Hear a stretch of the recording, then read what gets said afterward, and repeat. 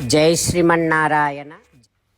అరణ్యకాండలో సీతమ్మ క్రుద్ధ సంరక్తలోచన కోపముతో కళ్ళెర్ర చేసి ఈ రకంగా అంటుంది, రావణ త్వం కర్కశో, నువ్వు క్రూరుడవు, త్వం దుర్బుద్ధి, నువ్వు దుష్టబుద్ధి కలిగినటువంటి వాడివి, అజితేంద్రియ, నువ్వు ఇంద్రియలోలుడవు.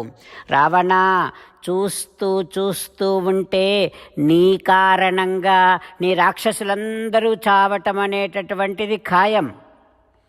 ఓ రావణ, ఒకవేళ నువ్వు దేవేంద్రుని భార్య శచీదేవినైనా అపహరించి బ్రతకగలవేమో కానీ నచ రామస్య భార్యాం మాం అపనీయ అస్తి జీవితం.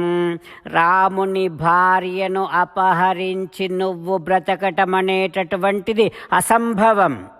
ఓ రావణ, నాలాంటి దానిని నువ్వు దూషించావు చూడు, నాలాంటి దానిని నువ్వు చెడ్డచూపు చూసావు చూడు, ఇక నువ్వు పీత అమృతస్యాపి తవాస్తి మోక్ష, అమృతము త్రాగి కూడా చావు నుండి తప్పించుకోలేవు, అంత ఘోరమైనటువంటి పాపం చేశావు రావణ అని సీతమ్మ అనేసరికి రావణాసురుడికి భయంకరమైనటువంటి కోపం వచ్చి హస్తే హస్తం సమాహత్య, చేతిలో చేతి మీద కొట్టుకుంటూ చకారసు మహత్వపు, భయంకరమైనటువంటి పెద్ద రూపాన్ని దాల్చాడు రావణాసురుడు. అంటూ ఉన్నాడు, సీత నీకు పిచ్చి, నేను నా గురించి ఇంత చెప్పినా నీకు అర్థం కావటం లేదు, నేను చెప్పిందంతా సరిగ్గా విన్నావా? సీత, నేనంటే ఏమనుకుంటున్నావు నువ్వు? నేను ఆకాశములో నిలబడి నా చేతులతో ఈ భూమండలాన్నంతటిని కూడా మోయగలను. సీత, ఆ పిబేయం సముద్రంచ, నేను సముద్రాన్నంతటిని కూడా త్రాగివేయగలను. సీత, హన్యామృత్యుం, నేను చావుకే చావుని కలిగిస్తా అంటూ రావణాసురుడు పెద్ద స్వరూపాన్ని దాల్చి సీతమ్మను భయపెట్టిస్తూ ఈ రకంగా గట్టిగా మాట్లాడుతూ ఉన్నాడు. రావణాసురుడు సీతమ్మతో అంటూ ఉన్నాడు, సీత, నా వాడి అయినటువంటి బాణాలతో నేను సూర్యభగవానుని యొక్క గమనాన్ని కూడా నిరోధించగలను, అంత గొప్పవాడిని నేను. సీత, ఈ భూమండలాన్నంతటిని కూడా చీల్చివేయగలను, అంత గొప్పవాడిని నేను. సీత, నేను కోరినటువంటి కోరికలన్నింటినీ తీర్చుకోగలవాడిని, తీర్చగలవాడిని, ఒక్కసారి నన్ను చూడు అంటూ రావణాసురుడు తనని తాను సీతమ్మకు చూపించుకుంటూ ఉన్నాడు. ఎట్లా ఉన్నాడు రావణాసురుడు? ఆ రావణాసురుడి కళ్ళు సూర్యుడిలాగా ప్రకాశిస్తూ ఉన్నాయి, అగ్ని లాంటి కాంతితో రావణాసురుడు ప్రకాశిస్తూ ఉన్నాడు. కోపముతో కళ్ళు ఎర్రగా ఉన్నాయి రావణాసురుడివి. తన సహజ రూపాన్ని దాల్చాడు రావణాసురుడు. కోపముతో ఊగిపోతున్నాడు రావణాసురుడు. నల్లని శరీరము, మేలిమి బంగారు కుండలాలు. రావణుడు దశాస్య కార్ముకి బాణి బభూవ, 10 తలలు దాల్చి ధనుర్బాణాలు పట్టుకొని సీతమ్మ ఎదురుగా ఉన్నాడు రావణాసురుడు. భయంకరమైనటువంటి బృహద్రూపముతో ఉన్నాడు రావణాసురుడు. సీతమ్మ ఎట్లా ఉంది? ఎర్రని పూలమాలలు ధరించినటువంటి సుకుమారి సీతమ్మ, ఎర్రని వస్త్రము ధరించినటువంటి సుకుమారి సీతమ్మ. అసిత కేశాంతాం భాస్కరస్య ప్రభామివ, నిగనిగలాడుతున్నటువంటి కేశములు కలిగి ఉన్నటువంటిది సీతమ్మ. సూర్యకాంతిని ఏ రకముగా చూడలేమో అంతటి కాంతివంతముగా ఉన్నది సీతమ్మ. ఆభరణోపేతాం, నగలు ధరించి ఉన్నది సీతమ్మ. అట్లాంటి సీతమ్మను చూసి రావణాసురుడు ఇలా అంటూ ఉన్నాడు, సీతారామచంద్రులను మనసారా ధ్యానము చేస్తూ పరమదయాలువు పరమశివుడు చెప్పిన పరమపావన రామనామాన్ని చెబుతూ మనము రామనామ గానము చేస్తూ ఉంటే అదిగో సీతారామచంద్రులు, పార్వతీ పరమేశ్వరులు, ఆంజనేయస్వామి, సకల దేవతలు, పితృదేవతలు, మహర్షులు, ఆచార్యులు, భాగవతోత్తములు అందరూ మనని చూసి ఆనందముతో అనుగ్రహిస్తున్నటువంటి దృశ్యాన్ని భావన చేస్తూ నోరారా రామనామగానము చేద్దాం.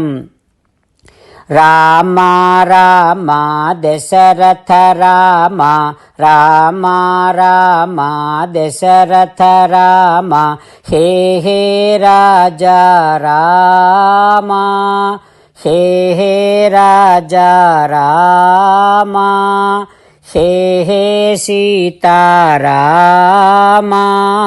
హే హే సీతారామ. జై శ్రీమన్నారాయణ. భక్తులకు ప్రత్యేకమైనటువంటి విజ్ఞాపన. మీకు అన్ని విషయాలలో వెంటనే మంచి ఫలితాలు రావాలి అనంటే ప్రతిరోజు 1 నిమిషం వెచ్చించి నారాయణాస్త్రాన్ని చదవండి. ఇక మీకు తిరిగే ఉండదు.